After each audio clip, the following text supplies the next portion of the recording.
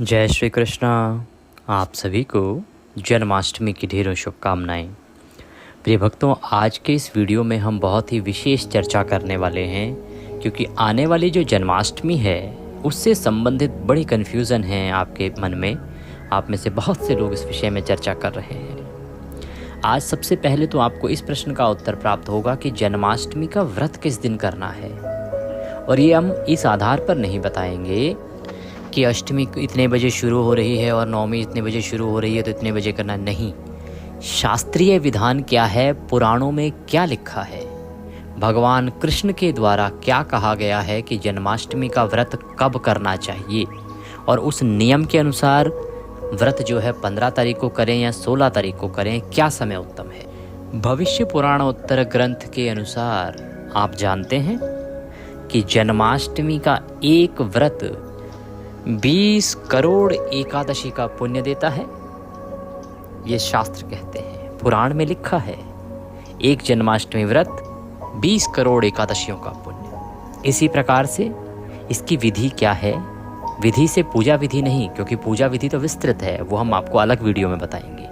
इसकी महिमा क्या है, क्यों आपको ये व्रत करना चाहिए, और यदि व्रत नहीं करते हैं तो क्या होता है, यह बताएंगे। और जो व्रत करने में सक्षम नहीं है, क्योंकि बहुत ऐसे भी दर्शक होंगे हमारे जो उम्र के कारण या किसी बीमारी के कारण व्रत करने में सक्षम नहीं है, उनको क्या करना चाहिए, क्या उनको दोष है या नहीं, और जो व्रत करने में समर्थ हैं फिर भी जो व्रत नहीं करते हैं उनके लिए क्या दोष कहा गया है, क्या हानि है इसकी। जन्माष्टमी का व्रत किस किस को करना चाहिए और क्यों करना चाहिए, और बड़ी महत्वपूर्ण बात, जन्माष्टमी व्रत का पारण कब करना चाहिए, अर्थात जन्माष्टमी के व्रत को पूर्ण कब करना चाहिए, शास्त्रीय विधान क्या है, शास्त्रों में क्या लिखा है इस विषय में। तो इस प्रकार से संपूर्ण जानकारी जो बहुत महत्वपूर्ण है जन्माष्टमी के बारे में, वो आपको इस वीडियो के माध्यम से हम प्रदान करेंगे। जानकारी आरंभ करें उससे पहले आपसे निवेदन है कि वीडियो यदि थोड़ा सा भी उपयोगी लगे तो एक बार लाइक अवश्य कर दीजिएगा। ये तो हम आपसे वादा करते हैं कि अगर आपने वीडियो पूरा देखा तो आप निराश नहीं होंगे। आपको निश्चित रूप से इससे बड़ी अद्भुत जानकारी प्राप्त होगी जो शायद पहले से आप नहीं जानते होंगे, और वो भी प्रामाणिकता के साथ प्राप्त होगी, क्योंकि हम केवल और केवल शास्त्रों की बात करते हैं, हम केवल और केवल पुराणों की बात करते हैं, जो वहाँ लिखा होता है उसके अनुसार आपको जानकारी प्रदान करते हैं। भगवान कृष्ण की कृपा प्राप्त करने के लिए कमेंट बॉक्स में अवश्य लिखिएगा जय श्री कृष्णा। आप देख रहे हैं देवभूमि ज्योतिष संस्थान का प्रतिष्ठित यूट्यूब चैनल देवभूमि धार्मिक। हम यहाँ पर सभी व्रत और त्योहारों की सही शास्त्रीय जानकारी प्रदान करते हैं। ज्योतिष शास्त्र और पंचांग के आधार पर आपको बताते हैं कौन सी तिथि कब है, व्रत आदि कब करना है, क्या विधि है, क्या नियम है, किन नियमों से व्रत करना चाहिए। तो यदि आप सभी व्रत और त्योहारों की सही शास्त्रीय जानकारी पाते रहना चाहते हैं तो अभी चैनल को सब्सक्राइब कीजिए, और जब आप सब्सक्राइब का बटन दबाएंगे तो वहाँ एक घंटी का निशान बना हुआ आएगा, बेल आइकन, उसको अवश्य दबाइएगा, तभी आपको हमारे वीडियो प्राप्त होंगे। आइए प्रिय दर्शकों, अब जानकारी आरंभ करते हैं। शास्त्र क्या कहते हैं। शास्त्र कहते हैं कि 4 रात्रियां होती हैं जिनमें निशित पूजन किया जाता है। ये 4 रात्रियां कौन सी हैं?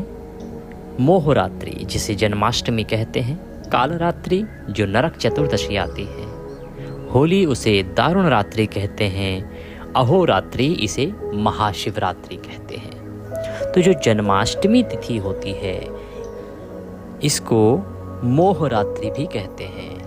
ये मंत्र सिद्धि की रात्रि भी होती है। इसके अंदर किया हुआ जप, तप, दान, पुण्य, व्रत आदि जो है ये अनन्य पुण्य देता है और अटल पुण्य देता है। इसका जो प्राप्त होने वाला पुण्य है यह कभी क्षीण नहीं होता, कम नहीं होता। और इसमें हम बात करें कि मुख्य समय क्या है जिसमें सर्वोत्तम पुण्य प्राप्त होता है, तो जन्माष्टमी की रात्रि में भी जो मध्य रात्रि का समय है जिसे हम निशीत काल कहते हैं, निशीत काल का जो समय है वह एक प्रकार से इसका प्योर बटर है। जब आप मक्खन निकालते हैं ना, तो ये समझिए कि ये मक्खन निकल के आता है रात्रि का निशीत काल का समय जन्माष्टमी का। इस समय तो जप तप पूजा और जागरण कीर्तन आपको अवश्य करना चाहिए। निशीत काल के पूजन की अगर हम बात करें तो निशीत काल का जो समय है ये भिन्न भिन्न शहरों में अलग अलग होता है, अलग अलग राज्यों में अलग अलग होता है। ये हम जैसे ही आपको बताएंगे कि कब है इसका व्रत और कितने बजे से कितने बजे तक निशीत काल का समय रहेगा, ये हम आगे बताएंगे। निशीत काल का समय आप कभी भी गवाइएगा नहीं। निशीत काल के समय पे आपको भगवान के मंत्रों का जप करना चाहिए, भगवान का जागरण करना चाहिए, भगवान का संकीर्तन करना चाहिए, प्रभु का उत्सव मनाना चाहिए, उनका जो जन्म हुआ है उसका उत्सव मनाना चाहिए। इस दिन आपको गोपाल सहस्त्र नाम से भगवान को अभिषेक करना चाहिए। कब करना चाहिए? मध्य रात्रि को करना चाहिए। गोपाल सहस्त्र नाम हमारे चैनल पर उपलब्ध है और हम जन्माष्टमी पर पुनः आपके लिए अपलोड करेंगे। उसको चला के और भगवान वासुदेव के लड्डू गोपाल स्वरूप का आप अभिषेक कीजिएगा। और यदि आपने गुरु मंत्र लिया हुआ है, गुरु दीक्षा ली हुई है, तो आपको गुरु मंत्र का अवश्य रूप से इस समय जप करना चाहिए। और अगर आपके पास गुरु मंत्र नहीं है तो आपके लिए सर्वोत्तम रहेगा क्लीं कृष्णाय नमः, क्लीं कृष्णाय नमः। इसमें ये जो क्लीं मंत्र है यह बीज मंत्र है, ये बड़ा ही शक्तिशाली मंत्र है, ये आकर्षित करने वाला मंत्र है। ये धन को आकर्षित करेगा, अनन्य पुण्य को आकर्षित करेगा, इससे आपको अपार शक्ति प्राप्त होगी।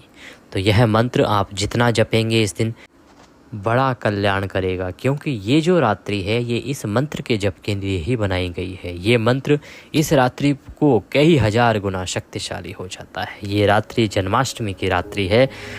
क्लीं कृष्णाय नमः, यह मंत्र याद रखिएगा, इसको लिख के रख लीजिए। मैं आपके लिए लाइव चलाने का प्रयास भी करूंगा कि आपके स्क्रीन पर लाइव चला दूं, तो उससे आपको इसका और अधिक लाभ प्राप्त होगा। अब हम लोग एक महत्वपूर्ण विषय पर आते हैं, जो आपका सवाल होता है पारण का, कि हमें पारण कब करना चाहिए। पारण, जन्माष्टमी के व्रत का पारण कब करना चाहिए, इसका शास्त्रीय नियम क्या है। इससे पहले मैं फिर कहूँगा कि शायद ही कोई ऐसा विरला होगा जिसने आपको इस विषय में शास्त्रीय जानकारी दी होगी। मैं पूर्णतः नहीं नकारता, क्योंकि हर प्लेटफॉर्म पर बहुत ही विद्वान लोग होते हैं। यहाँ पर भी बहुत सारे ज्ञानी विद्वान लोग हैं, तो हो सकता है किसी ने इस विषय में जानकारी दी हो, लेकिन YouTube पर 99% जो भक्ति की पूजा की बात करने वाले लोग हैं उन्होंने इसकी जानकारी नहीं दी होगी। पारण का शास्त्रीय विधान क्या है जन्माष्टमी का? प्रिय दर्शकों, शास्त्र कहते हैं कि अष्टमी में और रोहिणी नक्षत्र में व्रत का पारण नहीं करना चाहिए। अर्थात रोहिणी नक्षत्र भी चल रहा है और अष्टमी भी चल रही है, तो चाहे जो मर्जी समय क्यों ना हो जाए, आपको कभी भी पारण नहीं करना चाहिए। इसके विषय में शास्त्र कहते हैं कि यदि कोई भी एक खत्म हो जाए ना, तो आप पारण कर सकते हैं। चाहे अष्टमी खत्म हो जाए, चाहे रोहिणी नक्षत्र खत्म हो जाए, लेकिन जब तक ये दोनों नक्षत्र रहेंगे तब तक आपको अष्टमी का पारण नहीं करना चाहिए।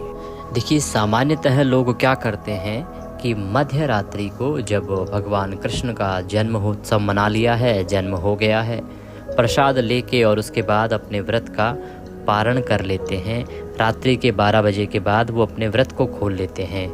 अब क्या वो सही करते हैं या वो गलत करते हैं, इसका निर्णय आने वाले 4 मिनट के बाद आप स्वयं ही कर पाएंगे। मैं आपके सामने शास्त्रों की बात रखता हूँ कि शास्त्र क्या कहते हैं पारण के विषय में, और उसके बाद आप खुद ही जान पाएंगे कि पारण का असली समय क्या है, शास्त्र अनुसार पारण करना कब चाहिए। सर्वस्वे गोपवासे शुभ दिवा पारणाम मिष्यते अन्यथा फलहानिहा। इसका अर्थ होता है कि कभी भी पारण जो है वो दिन में ही करना चाहिए। रात्रि के समय कभी भी व्रत का पारण नहीं करना चाहिए। अब अगर आप दिन के समय पर पारण नहीं करेंगे तो क्या हानि है?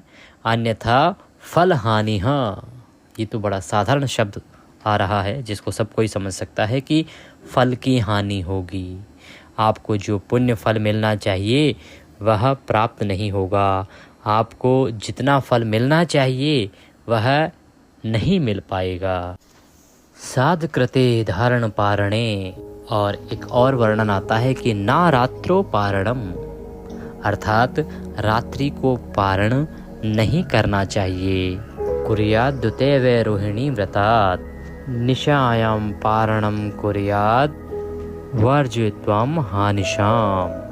इसका बड़ा ही सरल अगर अनुवाद करें हिंदी में तो इसका अभिप्राय होता है कि रात्रि में पारण नहीं करना चाहिए।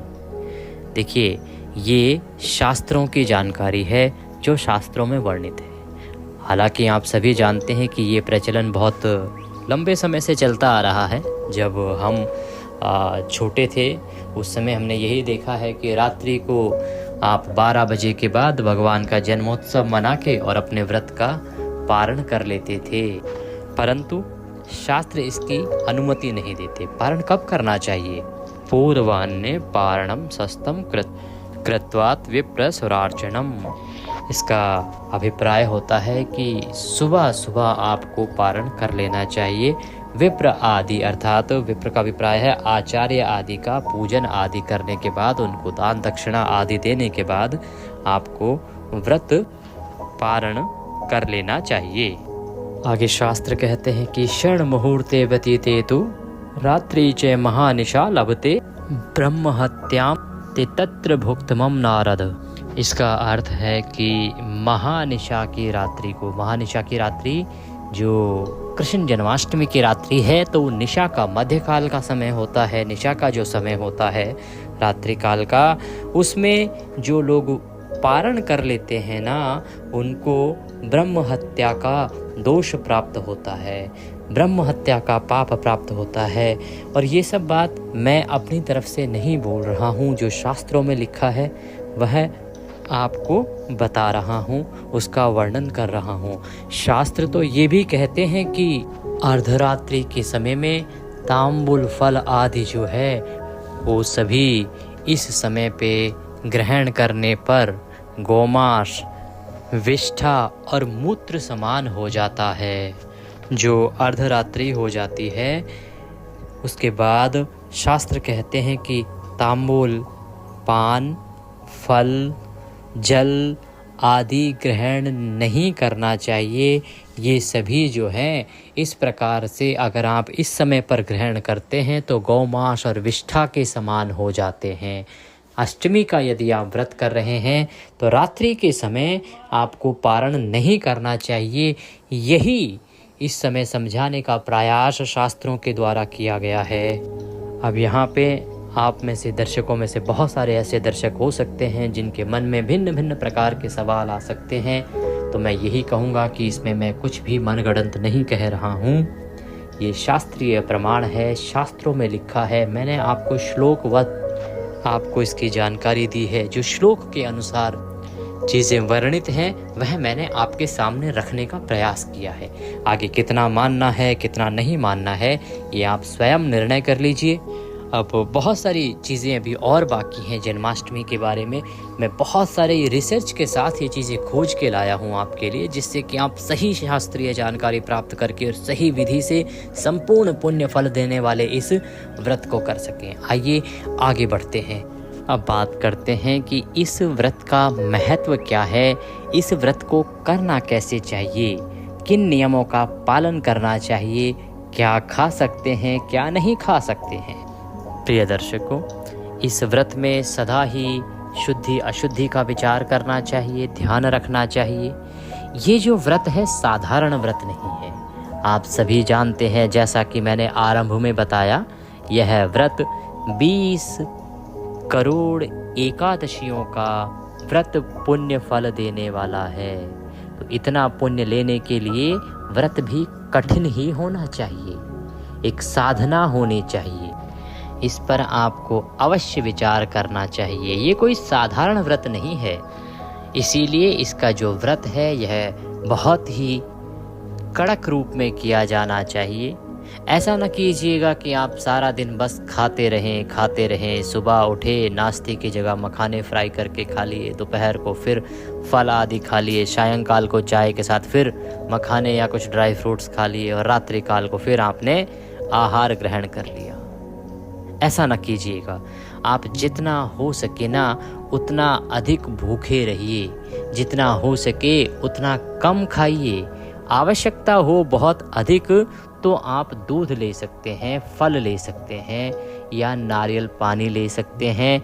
आप इसके अतिरिक्त चीज़ों को ग्रहण नहीं कीजिएगा, इसका ध्यान रखिएगा।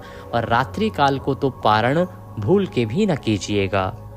जो इस व्रत को करते हैं, इस व्रत को करने से मनुष्य को कितना अद्भुत फल प्राप्त होता है, उसके बारे में शास्त्र क्या कहते हैं वह एक बार ध्यान से सुनिए। शास्त्र कहते हैं कि केवल व्रत करने से बाल्यावस्था अर्थात बचपन का जो समय होता है, बचपन काल जो होता है, बाल्यावस्था, कुमार अवस्था से अभिप्राय है जब हम लोग प्रौढ़ होते हैं, बाल्यकाल से थोड़े बड़े होते हैं, वह कुमार अवस्था होती है। युवा अवस्था जब हम युवा हो जाते हैं, जवान हो जाते हैं, और वृद्धावस्था, ये जो हमारी अवस्थाएं हैं जीवन की, इनके 7 जन्मों के पापों से मुक्ति मिल जाती है। जब आप ये व्रत करते हैं तो इस व्रत के करने मात्र से आपको इन सभी अवस्थाओं में किए गए 7 जन्मों के पापों का नाश हो जाता है। तो इतना अद्भुत फल है इस व्रत का। शास्त्र आगे क्या कहते हैं? शास्त्र आगे कहते हैं कि व्रत उपवास आप कर रहे हैं और व्रत उपवास के साथ जो जागरण भी करता है उसके 100 जन्मों के पापों से उसे मुक्ति मिल जाती है, अर्थात उसके पिछले 100 जन्मों के पाप नष्ट हो जाते हैं। इस दिन आपको अवश्य ही रात्रि जागरण करना चाहिए। और ये जो कही जा रही हैं बातें, ये कोई ऐसा नहीं कि कोई ABCD XYZ कह रहा है। ये भगवान नारायण के द्वारा कहा जा रहा है, जो परमेश्वर हैं इस सृष्टि के। और परमेश्वर के द्वारा किसको कहा जा रहा है? मुनियों में श्रेष्ठ, ज्ञानियों में श्रेष्ठ, आचार्यों में श्रेष्ठ देवऋषि नारद को। अगर ग्रंथ जानना चाहते हैं तो ग्रंथ कौन सा है? ये ग्रंथ है ब्रह्मवैवर्त पुराण। इसमें यह वर्णन है। आप अगर जानना चाहते हैं तो अवश्य ही देख सकते हैं। अगर आपको लगता है कि कुछ भी इसमें ऊपर नीचे है तो आप वह ग्रंथ खोल के और उससे जानकारी भी प्राप्त कर सकते हैं। आज के समय में क्या है कि YouTube पर बहुत सारी ऐसी फेक जानकारियाँ प्राप्त होती हैं, इसीलिए हमें आपको बताना पड़ता है कि आप इसको यहाँ से तथ्य चेक कर सकते हैं अगर जरा भी आपको आशंका हो तो। अब आप सोचिए यहाँ पे कौन कह रहा है? भगवान नारायण द्वारा कही जा रही हैं बातें। किसे कही जा रही हैं? नारद जी को कही जा रही हैं। नारद जी भक्ति के आचार्य कहे गए हैं, भक्ति के गुरु कहे गए हैं। भागवत जी में अगर आप देखेंगे श्रीमद् भागवत पुराण तो वहाँ पे प्रसंग आता है इसके विषय में। तो आपको अवश्य ही भगवान के इन वचनों का पालन अवश्य करना चाहिए। व्रत उपवास तो करें ही, साथ ही आपको जागरण भी करना चाहिए, कल्याणकारी होगा। शिव पुराण में तो इस व्रत को व्रतों का राजा कहा गया है। शास्त्र ये भी कहते हैं कि जो गर्भवती माताएं बहनें जन्माष्टमी का व्रत करती हैं उनका गर्भ ठीक से पेट में रहता है, ठहरता है और सही प्रकार से उनका प्रसव काल व्यतीत होता है। लेकिन मैं आपको एक सलाह दूंगा कि ऐसा करने से पहले आपके जो भी डॉक्टर हैं, वैद्य हैं या जो भी आपके गायनिक हैं, उनसे एक बार अवश्य ही सलाह ले लीजिएगा, उसके बाद ही व्रत कीजिएगा। क्योंकि सभी की शारीरिक क्षमता और अवस्था भिन्न होती है। तो अधिक कष्ट कितना दे सकते हैं, क्या कर सकते हैं, ये जो भी गायनिक आपको देख रही हैं, डॉक्टर जिनसे आप दिशा निर्देश ले रहे हैं इन दिनों में, तो उनसे अवश्य ही आपको इस विषय पर वार्तालाप करनी चाहिए। उसके बाद ही आप इस व्रत को उनकी सहमति से ही कीजिएगा। जो इस दिन अर्थात जन्माष्टमी का व्रत रखते हैं उनके घर में धन, धान्य, पौत्र, सुख, शांति आदि और संपत्ति आदि सदा आ जाती है। देखिए, अब आपने जाना कि इस व्रत को करने के क्या क्या लाभ हैं, कितने अद्भुत लाभ हैं। अब आपको वो बताते हैं कि यदि आप इस व्रत को नहीं करते हैं तो हानि क्या होगी, क्या नुकसान होने वाला है। जो लोग व्रत उपवास नहीं करते हैं जन्माष्टमी का, उनको क्या क्या हानि होती है। शास्त्रों ने ऐसे व्यक्ति के विषय में बड़े ही कटु शब्द कहे हैं। शास्त्र कहते हैं शय भवेन मातुगामी च ब्रह्म हत्या शतम लभे, अर्थात जो इस व्रत को नहीं करता है, भगवान कृष्ण के जन्मदिन पर जो भोजन करता है वह अघम मनुष्य मात्रगामी होता है, वह ब्रह्म हत्या का भागी होता है, उसे ब्रह्म हत्या का पाप लगता है। 100 ब्रह्म हत्याओं, शतम कितने 100 ब्रह्म हत्याओं का पाप उसे लगता है जो जन्माष्टमी का व्रत उपवास नहीं करता। भगवान कृष्ण के जन्मदिन पर जो भोजन करता है वह अधम मनुष्य मात्रगामी होता है। इसको समझिएगा। शास्त्र आगे कहते हैं कि कोटि जन्म आर्जितम पुण्यम तस्य नश्यन्ति निश्चितम, अर्थात ऐसे मनुष्य का 100 जन्मों का अर्जित किया हुआ पुण्य नष्ट हो जाता है। आपका समस्त जो पुण्य है जो आपने अर्जित किया था वह सब नष्ट हो जाता है अगर आप जन्माष्टमी का व्रत उपवास नहीं करते हैं तो। साथ ही जो अष्टमी का व्रत नहीं करते वो देव तथा पितरों के कार्यों को करने के भी योग्य नहीं माने जाते, उनको अयोग्य माना जाता है तथा अपवित्र माना जाता है। आप जो भी पितृ तर्पण करते हैं, पूजन पाठ करते हैं, यदि आपने जन्माष्टमी व्रत नहीं किया तो आप उसके अयोग्य हैं, ऐसा शास्त्र कहते हैं। आगे शास्त्र कहते हैं कि चंद्रमा और सूर्य के वर्तमान काल तक काल सूत्र नामक नरक में वह व्यक्ति पड़ जाता है। कौन व्यक्ति? जो जन्माष्टमी का व्रत करता है। वहाँ पर बहुत ही तीक्ष्ण दांतों वाले कीड़े उसके अंदर पड़ जाते हैं और प्रतिदिन उसे काट काट कर वो खाते हैं। और उसके बाद जब वहाँ से वह निकलता है तो वहाँ से अपने भोगों को भोगने के बाद यदि वह भारत में जन्म लेता है तो 60,000 करोड़ वर्षों तक वह पशुओं को पालने वाला, तदोपरांत शूकर का जन्म लेता है, 100 जन्म हिंसक जंतु के लेता है अर्थात हिंसक जानवर के रूप में जन्म लेता है। 7 जन्मों तक वह गीदड़ होता है और 7 जन्म तक वह सर्प होता है। 7 जन्म कौवा होकर उसके बाद वह मूक अर्थात गूंगा और गलत कुष्ठ या रोगी आदि मनुष्य के रूप में जन्म लेता है। अनंतर पशु, हिंसक, सपेरा, धर्मरहित, दयालु, लुटेरा, गीधड़, रजक, धोबी, तेली और अंत में वह सदा अपवित्र पुजारी के रूप में जन्म लेता है। इस प्रकार की गति है ऐसे जीव की। इतनी अधिक दुर्गति होती है जीव की जो जन्माष्टमी का व्रत नहीं करता है। अब हो सकता है कि यह सुन के हमारे बहुत से बड़े बुजुर्ग जो व्रत करने में सक्षम नहीं हैं, शारीरिक परेशानियों के कारण, उम्र के कारण या किसी बीमारी के कारण कोई भी मनुष्य जो है इस अवस्था में है तो वो दुखी ना हो। क्योंकि आपको यदि कोई तकलीफ़ है, कोई बीमारी है या उम्र की परेशानी है तो आपको दुखी होने की आवश्यकता नहीं है, क्योंकि ऐसे लोगों के लिए शास्त्रों में इसके लिए अलग विधान भी कहा है।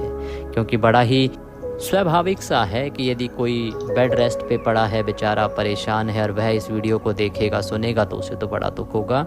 लेकिन आप निराश ना होइए। शास्त्र कहते हैं जो लोग उपवास नहीं कर सकते हैं वो लोग क्या करें? देखिए, जो लोग व्रत करने में सक्षम है ना वो अच्छे से व्रत कीजिए, मन लगा के व्रत कीजिए, नियमों का पालन करते हुए व्रत कीजिए। किसी प्रकार का बहाना ना ढूंढिएगा, क्योंकि आपकी अंतरात्मा सब जानती है। जो लोग व्रत करने में असमर्थ हैं तो उनके लिए शास्त्र कहते हैं कि जो लोग उपवास नहीं कर सकते ना वे एक ब्राह्मण को भोजन कराएं। अब क्योंकि जन्माष्टमी का दिन है और कोई भी अच्छा ज्ञानी ब्राह्मण होगा तो वह तो भोजन करेगा नहीं, तो क्या करें? तो शास्त्र कहते हैं कि उस अवस्था में उतना धन दें उस ब्राह्मण को कि जिस धन से वह 2 बार भोजन ग्रहण कर सके, 2 समय का भोजन खा सके, उतना धन उस ब्राह्मण को दान दे देना चाहिए यदि आप व्रत करने में समर्थ नहीं हैं, व्रत नहीं कर पा रहे हैं तो। और इस भाव के साथ आप उन्हें वह दान दीजिएगा कि हे ब्राह्मण देवता, हम इस जन्माष्टमी का तो व्रत नहीं कर सकते हैं, तो हम शास्त्र आज्ञा के अनुसार यह दान दक्षिणा देकर वह जन्माष्टमी व्रत के दुष्प्रभाव से बचना चाहते हैं और हमें इस जन्माष्टमी का पुण्य फल प्राप्त हो। इस भाव को करते हुए आप वह ब्राह्मण को दे दीजिएगा। ध्यान रखिएगा कि वेद पाठी ब्राह्मण, योग्य ब्राह्मण को ही ये कर्म किया जाए। ऐसा ना हो कि किसी अयोग्य ब्राह्मण को अगर दे दिया जाएगा तो वह उसका दुरुपयोग करेगा तो शास्त्र कहते हैं कि उससे जो दंड मिलता है वह भी उसी को मिलता है जिसने वह दान दिया है। तो ब्राह्मण को दान देना चाहिए, परंतु सदा ही वेद पाठी सुयोग्य ब्राह्मण को दान देना चाहिए। तो ये जो जानकारी है ये कहाँ से आ रही है? ये कहा गया है नारायण के द्वारा। देवर्षि नारद को स्वयं भगवान ने ये बातें कही हैं। और जो लोग किसी भी कारण से इस दिन व्रत नहीं कर पा रहे हैं, ध्यान रखिएगा कि वो इस दिन भूल के भी चावल आदि चीज़ें ना खाएं, उससे बनी वस्तुएं भी ना खाएं। बात करते हैं कि ये व्रत आपको करना कब चाहिए, 2025 में किस दिन व्रत करना चाहिए। प्रिय दर्शकों, इस वर्ष 2025 में जो अष्टमी तिथि है ना, वो आरंभ हो रही है 15 अगस्त को रात्रि को 11:50 पर और 16 अगस्त को ये समाप्त होगी रात्रि को 9:34 पर। रोहिणी नक्षत्र बहुत महत्वपूर्ण होता है, तो रोहिणी नक्षत्र जो है उसकी शुरुआत हो रही है 17 अगस्त को प्रातः 4:38 से और इसकी समाप्ति होगी 18 अगस्त को मध्य रात्रि को। तो अब हमें व्रत उपवास कब करना चाहिए, इसके बारे में शास्त्र क्या कहते हैं वो एक बार जान लेते हैं। शास्त्र कहते हैं कि वर्जनीया प्रयत्नेन सप्तमी सहिता अष्टमी। सप्तमी सहिता अष्टमी, इसे शास्त्रों में वर्जित कहा गया है। इसका अर्थ ये है कि जिस दिन सप्तमी बेधा अष्टमी हो, अर्थात सूर्य के समय, सूर्य उदय के समय जिस दिन सप्तमी तिथि हो, सूर्य का उदय सप्तमी में रहा हो, उस दिन अगर बाद में अष्टमी आ भी रही है तो भी उस दिन मनुष्य को यह जन्माष्टमी व्रत नहीं करना चाहिए, चाहे उस दिन रोहिणी नक्षत्र ही क्यों ना हो। उदयेत अष्टमी किंचिन नौमी शकला यदि, अर्थात उदया काल के समय अगर थोड़ी देर के लिए भी अष्टमी हो और उसके बाद नवमी तिथि आ रही हो तो वह व्रत करने के लिए बहुत ही उत्तम है। उसी दिन आपको अष्टमी का व्रत उपवास करना चाहिए। तो ये जो नियम है इसके अनुसार आपको व्रत करना चाहिए 16 अगस्त को, क्योंकि 16 अगस्त को सूर्य का उदय अष्टमी में है और लगभग 9:30 बजे रात्रि तक अष्टमी रहेगी। क्योंकि 15 अगस्त को तो सूर्य का उदय ही सप्तमी में हो रहा है और अष्टमी आ रही है 11:50 पर।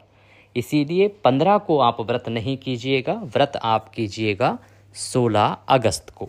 प्रिय दर्शकों, ये थी जानकारी जन्माष्टमी के बारे में। जानकारी थोड़ी सी भी अच्छी लगी हो तो लाइक अवश्य कीजिएगा। भगवान कृष्ण की कृपा प्राप्त करने के लिए कमेंट बॉक्स में लिखिएगा जय श्री कृष्णा। चैनल पर नए हैं तो सब्सक्राइब करते जाइएगा।